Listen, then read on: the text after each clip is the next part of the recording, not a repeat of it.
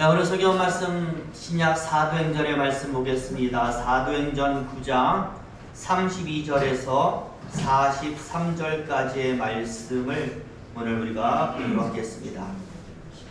사도행전 9장 32절에서 43절까지의 말씀 한 절씩 쭉 돌아가면서 읽도록 하는데요. 제가 먼저 32절의 말씀을 읽어 가도록 하겠습니다.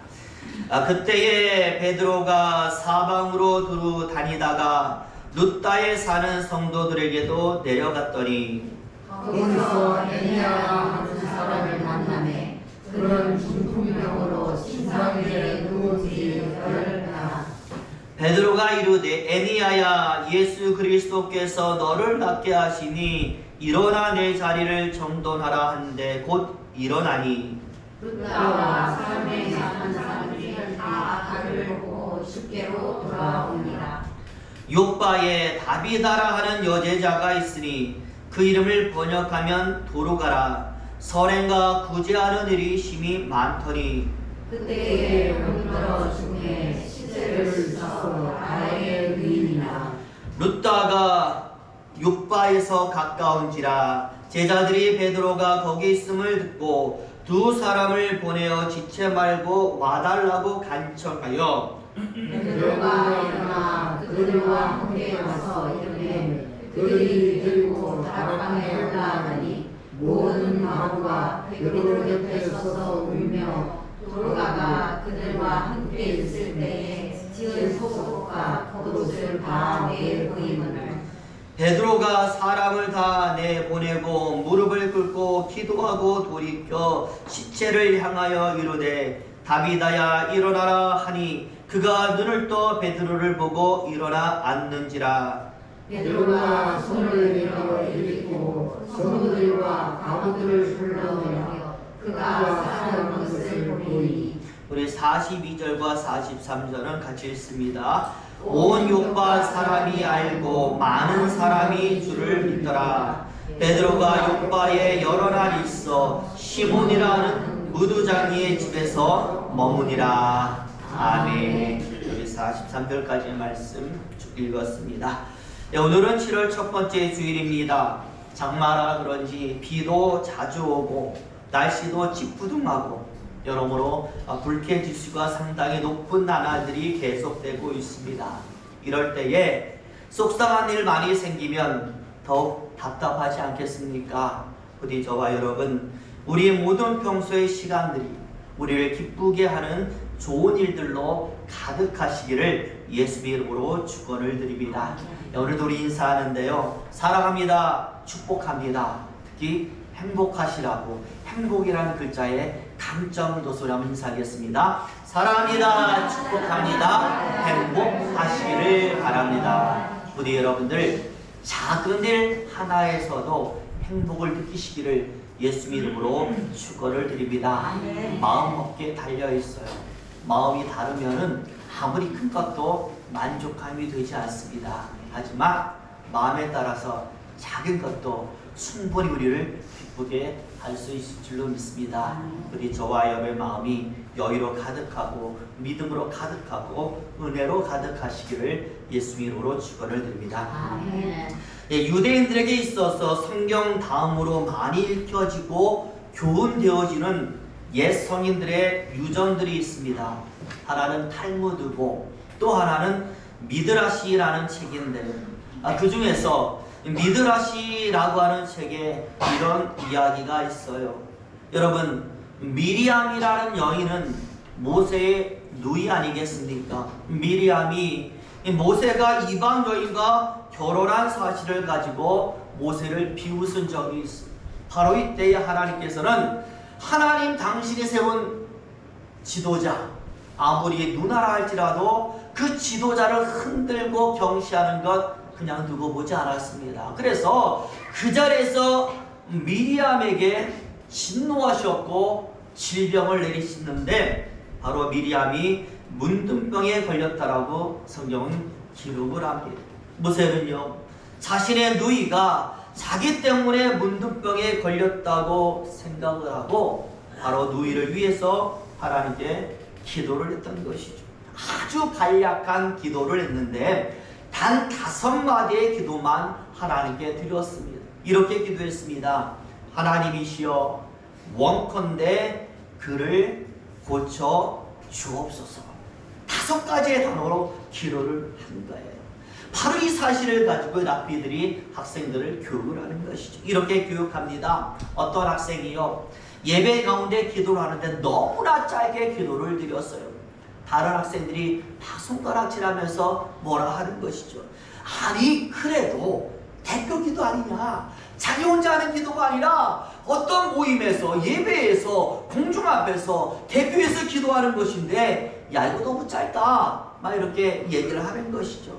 그랬더니 이것을 보고 아캅이라고 하는 랍비가 이렇게 얘기를 하는 거예요. 비난하지 말아라. 모세가 그의 누이 미리암을 위해서 한 기도는 이보다도 더 짧았다. 아무리 짧아도 모세의 기도보다는 길지 않냐? 그러니 됐다라고 말씀을 하는 거예요. 또 얼마 후에요, 또 다른 학생이 기도했는데요, 이번에는요 너무나 기니까 아이들이 듣고 짜증이 나는 거예요. 시간을 보니까 예배 시간은 점점 길어지고 이거 도저히 자기들이 생각한 시간 안에 예배가 맞춰지지 않을 것. 그러니까 기도가 다 끝나고 나온 아이에게 또 뭐라고 해요? 야, 왜 이렇게 기도를 길게 하냐? 길게 한다고 하나님이 더 상 많이 주냐? 적당히 하라라고 얘기를 하는 거예요. 이때 또 누가 나타나요? 이 랍비가 다 나서서는 말하기를 이렇게 말을 하는 것이죠. 기도를 오래 했다고 비난하지 말아라. 모세가 산 위에서 백성들을 위해서 한 기도는 이보다도 더 길었다.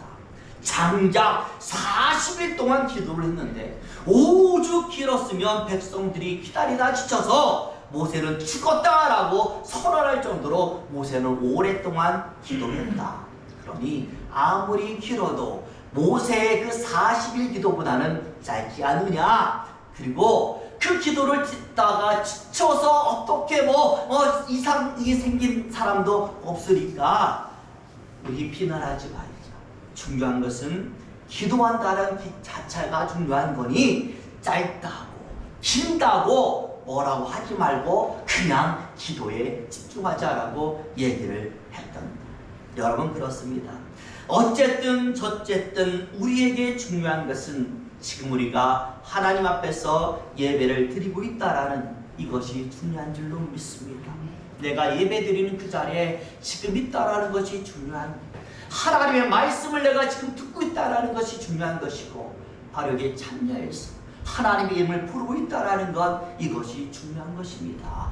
누가 뭐라 해도 나와 하나님과 1대1의 관계이기 때문에 하나님이 나를 보시고 만족하시고 내가 하나님을 보고 기뻐하면 이것으로 되는 것 아니겠습니까? 부디 저와 여러분 신앙생활할 때 여러 가지 많은 소리가 들릴 것이고 나 자신도 나를 보면서 굉장히 한탄스러울 때가 많이 있을 거예요.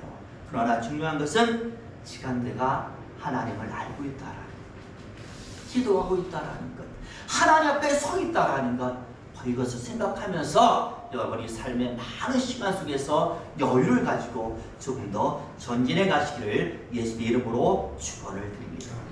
오늘 우리가 설교를 통하여서 이 성경에 나온 인물들에 대한 이야기를 참 많이 접하고 있어요. 그리고 그것을 통하여 우리는 솔직히 많이 배웁니다. 매일같이 똑같은 이야기를 듣지만 그래도 들을 때마다 들려지는 교훈이 있다라는 것이죠. 그 교훈을 통해서 그들의 신앙을 배우고 그들의 가치관을 배우고 그들의 삶을 배우고 그리고 믿음과 관련한 여러 가지 정보를 얻으면서 나도 이렇게 믿어야겠다라고 결심을 합니다. 이제 오늘 본문도 마찬가지. 오늘 본문에도 보면은요, 2명의 인물이 등장을 하면서 그들과 관련한 2가지의 사건이 오늘 성경에 나와 있습니다. 마찬가지입니다. 오늘 본문도 우리에게 교훈을 주겠죠. 중요한 것은 그 교훈을 받을 때에 받는 사람의 마음에 따라서 그 교훈의 효과가 굉장히 많이 다를 수가 있다는 것입니다.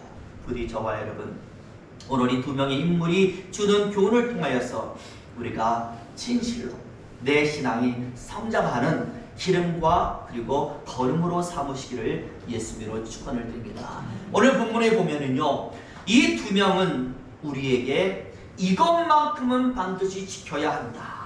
우리가 신앙생활하면서 이것만큼은 우리가 가져야 된다라는 중요한 두 가지를 우리에게 소개하고 있습니다. 그래서 그것이 무엇인지를 하나 둘이 살펴볼 텐데요.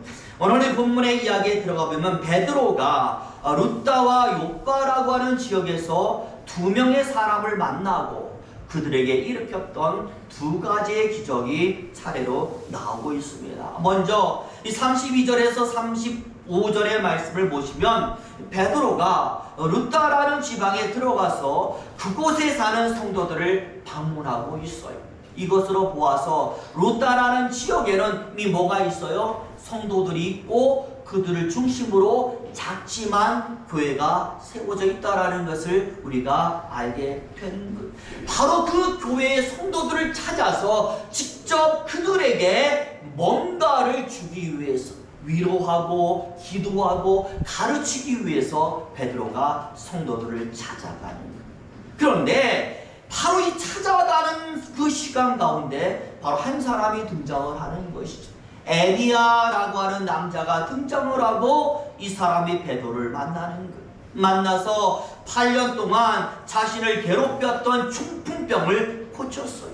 베드로가 그 사람을 고쳐 주었습니다. 중요한 것은 오늘 성경이 베드로가 이렇게 이 사람을 만나게 되는데 이 사람이 어떤 사람인지, 어떻게 베드로를 만났는지, 또 어떻게 치료했는지에 대한 자세한 기록을 하고 있지 않다라는. 그래서 우리는요, 이 사람이 예수를 믿는 성도인지, 이 지역의 교회에 등록된 성도인지 이것을 우리는 알 수가 없어요. 믿지 않는 사람인지 성도인지 알 수가 없어요. 그냥 베드로를 만나서 병을 치료 받았다라는, 아주 우연하게 베드로가 이 사람을 만나게 되요. 만나는 그 즉시로 어떤 이유인지는 모르겠지만 예수의 이름으로 그 사람의 병을 고쳐준 것으로 단순하게 기록을 하는 것입니다. 그런 다음에 이제 두 번째 부분은 36절부터 42절까지인데 또 한 사람이 등장해요. 이 사람에 대해서는 굉장히 자세하게 설명을 하고 있습니다. 보니까 여자고 이름은 다비다라. 그리고 욥바에 사는 성도로서 굉장히 많은 선행을 했던 여인이라고 말씀을 해요. 베드로가 바로 루다에 이어서 욥바라는 곳으로 전도하러 떠났는데 바로 이곳에 있는 성도들이 베드로를 기다리는 거예요. 사람을 보내서 빨리 와달라고 요청을 하고 있습니다. 이유가 무엇일까요? 바로 다비다라는 여인이 죽었기 때문에 이 여인을 제발 좀 살려달라고 베드로를 긴급하게 요청을 했던 것이죠. 바로 베드로는 거기에 가서 죽었음에도 불구하고 이 여인을 고쳐 주었다라는 것입니다. 중요한 것은요, 베드로를 요청하기 전에 이 교회의 성도들이 이 여인이 죽었음에도 불구하고 베드로를 기다리면서 이 여인의 시신을 깨끗하게 보존하여 놓고 베드로를 기다리고 있었다라는. 여러분, 이것을 통해 우리가 무엇을 알 수가 있겠습니까? 사람들이 생각하는 것이죠. 누가 오면, 베드로가 오면 이 여인이 죽었지만 살 수 있을 것이다 라는 믿음을 가졌다라는 것이고, 그리고 이 여인을 이대로는 보낼 수 없다라는 성도들의 사랑이 부여지는 것. 다비다라는 여인을 향한 성도들의 사랑과 애정, 그리고 살릴 수 있다라는 믿음이 바로 이 성경 구절 속에 나타나 있는 것입니다. 게다가요, 39절을 같이 한번 읽어볼 텐데 중요한 내용이 나와요. 39절 같이 있습니다. 시작. 베드로가 일어나 그들과 함께 가서 이르매 그들이 데리고 다락방에 올라가니 모든 과부가 베드로 곁에 서서 울며 도르가가 그들과 함께 있을 때에 지은 속옷과 겉옷을 다 내어 보이고. 여기에 보니까요, 살아생전에 다비다가 지은 속옷과 겉옷을 베드로에게 내보였다. 무슨 말이에요? 반드시 살려야만 된다라는 것이고 그 이유를 알려줍니다. 이 여인은요, 우리를 위해서 힘써 일한 여인이에요. 죽은 이후도 너무나 우리를 위해서 일하고 힘쓰고 선행을 해서 기록이 닿아 죽었기 때문에, 우리 때문에 죽었기 때문에, 우리를 위해 애만 쓰지 않았다면 죽지 않을 수도 있었기 때문에 이 여인은 반드시 살려야 된다라고 하는 사람들의 안타까운 마음이 오늘 본문에 있는 다비다를 얼마나 생각했으면 이런 마음을 품고 있겠습니까? 괜히 이런 마음이 생겼겠어요. 저는 그동안 다비다가 보여준 선행과 다비다가 성도들을 위하여 했던 모든 마음들이 합하여 사람들에게 이런 마음을 전해줬다라고 생각을 하는, 그러니 저와 여러분, 우리가 신앙생활하면서 가장 중요하게 여겨야 될 것이 무엇이겠습니까? 믿음 중요합니다. 그리고 하나님을 위한 열심도 중요합니다. 그러나 더불어 중요한 것은 성도들과의 교제인 줄로 믿습니다. 바로 이런 마음이 들 수 있도록 내가 성도들과 같이 하는 것이 굉장히 중요한 것이죠. 그래서요, 제가 이 장례식 갈 때마다 보여지는 것이 있어요. 장례식 가면요, 장례식장에 장례식장 참 많잖아요. 한 곳에서만 장례식을 드리는 게 아니라 여러 군데에서 장례식을 드리는데요, 어떤 집은요 사람이 너무나 없어가지고 안타까워요. 나라도 가가지고 조문을 하고 같이 이렇게 얘기해주고 싶을 정도로 안타까운 집이 있어요. 또 어떤 집은요 너무나 사람들이 많이 넘쳐가지고요 부러울 때가 굉장히 많이 생각하는 것이죠. 야, 저 사람은 살아서 얼마나 많이 사람들과 교제했으면 저렇게 많은 사람들이 있을까. 또 저 사람은 어떻게 했길래 저렇게 죽어서 아무도 없이 쓸쓸하게 죽었을까라는 생각을 가지면서 누구를 생각할까요? 나를 생각하는 거예요. 내가 죽었을 때 과연 얼마나 많은 사람들이 나를 위하여 물어줄 수 있을까 라는 생각을 하니까 저절로 어떻게 돼요? 고개가 숙여집니다. 내가 앞으로 잘 살아야겠구나. 내가 앞으로 많은 사람에게 잘해야 되겠구나. 단순하게 하나님만 보고 사는 것도 중요하겠지만 내가 어떻게 사는가에 대해서 하나님이 나를 통하여 영광도 받을 수 있고 하나님의 이름이 땅에 떨어질 수도 있겠구나라는 걸 생각하니까 하루하루 삶이 굉장히 소중하게 생각되는 것입니다. 부디 저와 여러분, 성도는요 괜히 성도가 아니에요. 거룩할 성도잖아요. 우리는 거룩한 하나님의 사람이 되어야 될 줄로 믿습니다. 누가 봐도 달라 봐야 되는 것이고, 누가 봐도 믿을 수 있어야 되는 것이고, 누가 봐도 참 의지할 수 있는 사람이 바로 성도여야 할 줄로 믿습니다. 우리 예수님도 갈 때마다 사람들이 따라다니는 이유가 뭐예요?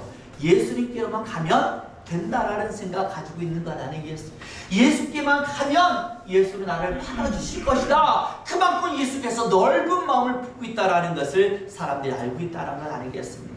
저와 여러분도 그런 마음을 가진 소유자가 되시기를 예수 이름으로 축원을 드립니다. 이제 두 번째로 우리가 알아야 될 것은요, 뭐니 해도 뭘 잘해야 된다? 사람을 잘 만나야 된다라는 거예요.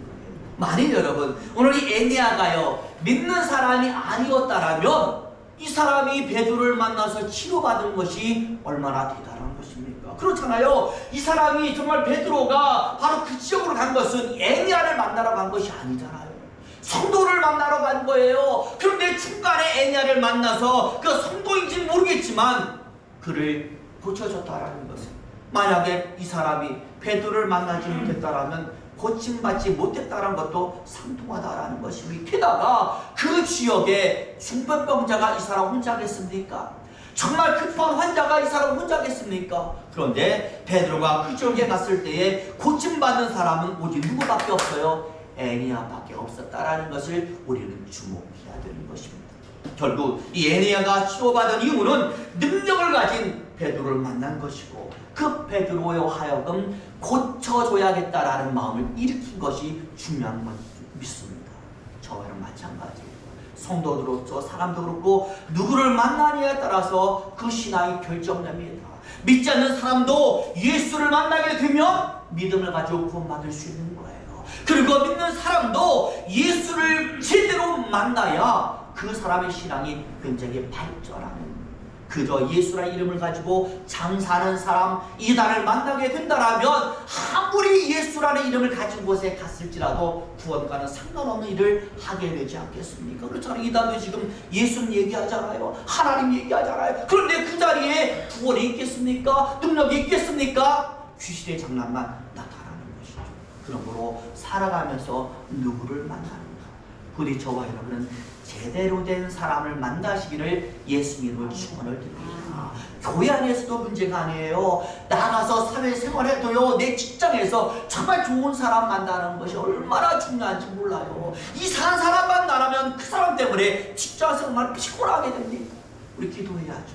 하나님, 내가 사회생활하면서 나가서 제발 좋은 사람 만나게 하시고 내 아이들이 좋은 친구 만나게 하시고 그리고 우리 모두가 좋은 사람 만나서 정말 기쁨이 넘치게 달한 기도는 중요한 줄로 믿습니다.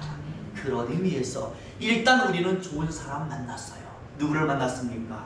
예수님 만났잖아요. 저와 여러분은 예수님 만나지 않았습니까? 오늘 우리 사람은 베드로 만나서 치유받았지만 우리는 베드로보다 더 강한 능력 가진 누가 있어요? 예수를 만난 사람 줄로 믿습니다. 그러니 이제 앞으로 이게 중요한 것은 이 만난 예수님을 놓치지 않는 것입니다. 붙드는 것, 잃어버리지 않는 것에 우리 모든 정열을 다해야 될 줄로 믿습니다. 바로 그런 능력이 여러분에게 나타나기를 예수님으로 축원을 드립니다. 제가 어떤 이야기를 하나 들었는데요. 굉장히 재미있는 이야기를 들었어요. 겨울만 되면요, 우리 아이들이 날마다 사달라는 게 있어요. 우리 흑진도 붕어빵을 사다 달래요. 근데 붕어빵도요, 희한하죠. 팥 들은 건 안 먹어요. 그게 뭐죠, 그거? 그 노란 거 있잖아요, 그거. 크림 들은 것만 먹으니까 맨날 갈 때마다 크림이 있는지 없는지를 확인해야 돼요. 그런데 이 붕어빵 장사와 관련한 이야기가 인터넷에 하나 떴는데 참 재밌어요. 왜 재밌느냐? 이렇게 되어 있다고. 제목이 3개에 100원, 1개에 300원. 뭐냐면 붕어빵의 가격이에요. 3개를 사면 하나를 더 주니까 1,000원이에요. 그러나 하나를 살 때는 300원. 무슨 말이냐? 붕어빵의 가격이 얼마라는 거예요? 하나에 500원인데 2개를 사면 1,000원이잖아요. 근데 2개를 샀으니까 하나를 더불어 줘가지고 3개를 준다라는 거예요. 근데 1개만 사면 얼마 줘요? 300원을 주니 희한하잖아요. 왜? 원래는 더 많이 사야 더 싸는데 이거는 1개를 사야 더 싼 가격이 되는 거예요. 그래서 왜 그런가 봤더니 이 붕어빵을 파는 할아버지가 얘기하기를 자기는 붕어빵을 학교 앞에서 판대요. 초등학교에서 파니까 이 붕어빵을 가장 많이 사는 애들이 초등학생이. 초등학생인데 돈이 있습니까? 돈이 많이 없잖아요. 이거 어떤 아이는 500원이 없어가지고 붕어빵을 사 먹지 못하는 아이들이 있다. 옆에 있는 친구 나 500원만 꿔줘라고 하는 하도 많다. 그래가지고 그 아이들에게 붕어빵 하나라도 작은 가격에 먹게 하려고 300원에 판 거예요. 하나에 500원이지만 아이들에게는 한 개에 300원에 판 것이죠. 그러니 아이들에게 한 작은 배려가 아주 희한하게 3개에는 1,000원이요 1개에는 300원이다 라고 하는 그런 가격이 책정되게 되었다라는. 그러니 이 이야기를 들었던 많은 사람들 얼마나 감동을 받겠습니까? 저와 여러분, 세상은요 한 사람을 향한 작은 배려가 아름다움을 만들어가게 만드는 줄로 믿습니다. 저와 여러분들 교회 오실 때에 서로를 향해서 조금만 한번 배려해 보세요. 자리에 앉을 때 조금 배려하고 밥 먹을 때 조금 배려하면 얼마나 우리 서로 뿌듯해지겠습니까? 우리 믿음의 교회는 이런 배려가 아름다움을 만들어가기를 예수 이름으로 축원을 드립니다.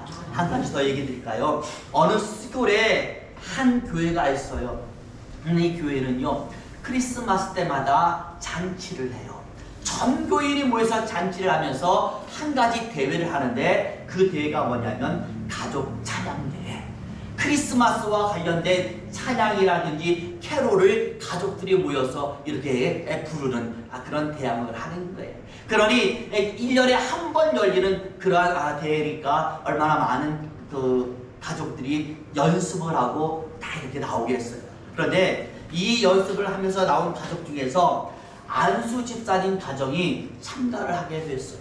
안수 집사님 가정은요 누가 있냐면 자녀가 3명인데 2명이 성악가예요. 그러니까 안수집사님 가정에 나와서 예배 딸게 대회에 나와서 이렇게 찬양을 드리면 얼마나 멋진 찬양을 부를까. 성도들이 안수집사가 나올 때만 기다리면서 아주 기대를 하는. 안수집사가 딱 나와가지고 이제 가족들이 노래 부르는데요. 아니 그거 어떻게? 안수집사님이 가장 큰 목소리를 찬양하라는데 금방 뭘 틀려버려? 가사를 틀려. 그때 어떤 가사냐? 기쁘다 구주 오셨네. 이 찬양을 부르는데 2절에서 가사를 왕창 틀려버린 거예요.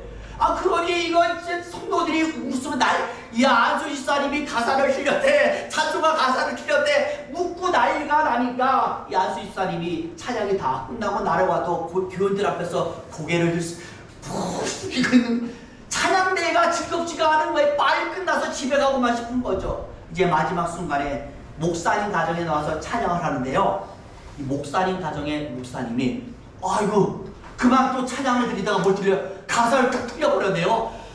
그래 성도들이 엄청나게 웃는데 제일 크게 웃을 사람이 누구냐? 안수집사님. 이야 나는 이제 살았다. 목사님이 틀렸으니 이 성도들이 이제 나한테 얘기 안 하고 다 목사님만 흉물 거다라고 하니까 얼마나 기분이 좋은지. 집에 가는 발걸음이 너무나도 가벼운 발걸음이 됩니다. 그런데요, 이 목사님이 3년 뒤에 이 암으로 돌아가셨거든요. 그런데 이 안수집사님이 목사님 가정에 가서 목사님 유품을 정리하다가 일기장을 하나 발견합니다. 일기장의 내용을 보는데 그날 있었던 일이 딱 기록되어 있는데요. 뭐라고 기록되어 있냐? 이렇게 기록되어져 있었습니다. 성도보다 더 높다고 여겨지는 목사인 내가 한 번 틀려주니까 더 즐거워하고 더 신이 나고 더 화합되고 더 재밌어지고 더 좋은 역사들이 나타나더라. 우리 안수집사님 너무나 기뻐하며 돌아가는 모습을 보니까 내가 더 마음이 기쁘더라 라고 기록되어 있어요. 목사님이 왜 틀렸어요? 일부러 틀려준. 그 안수집사님 생각해가지고 일부러 틀려준 거예요. 그것을 보니까 이 안수집사님 얼마나 눈물이 나는지. 우리 목사님 하면서 목사님을 다시 한번 생각하게 되었다. 저와 여러분, 한 사람을 생각해주는 배려가 이런 감동을 낳는 줄로 믿습니다. 배려는 힘이 있어요. 하나님께서 우리를 살려준 것도 우리를 향한 배려 아니겠습니까? 우리에게는 힘이 없으니까 힘없는 우리를 살려주기 위해서 얼마나 많은 배려를 하셨습니까? 그 배려의 최고 정점이 바로 자신이 죽는 거였어요. 사람의 몸으로 오셔서 고난당하시고 죽으신 것이 사람을 향한 배려의 최고 정점이고, 그 배려로 인하여 우리는 천국을 약속받게 된 줄로 믿습니다. 오늘 우리는 이 2명의 인물을 통하여 나도 살아가면서 배려하는 사람이 되야 됩니다. 그리고 나는 살아가면서 참 좋은 사람을 만나야 되겠고, 그리고 중요한 것은 내가 다른 사람에게 좋은 사람이 되어 주어야 되겠다. 이것이 바로 성도의 아름다운 열매가 될 줄로 믿습니다. 우리 저와 여러분, 지금 붙잡으신 예수님 절대로 놓치지 마시고 그 예수의 발자취를 따라가되 오늘 보여준 이 교훈대로 정말 멋진 성도의 모습이 될 수 있도록 우리 힘내서 열심히 달려가시기를 예수 이름으로 축원을 드립니다. 기도하겠습니다.